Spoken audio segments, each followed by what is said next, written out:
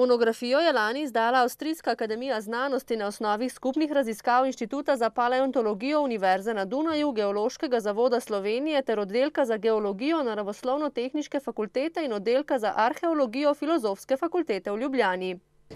No in zdaj s temi najdbami jamskega medveda v Ajdovski jami nekako potrjujejo v bistvu eno sicer redko vrsto medveda, ki je bila do sedaj znana samo po Alpah, predvsem na Dolomitih, zato tudi ga imenuje tudi medved z Dolomit oziroma dolomitni medved.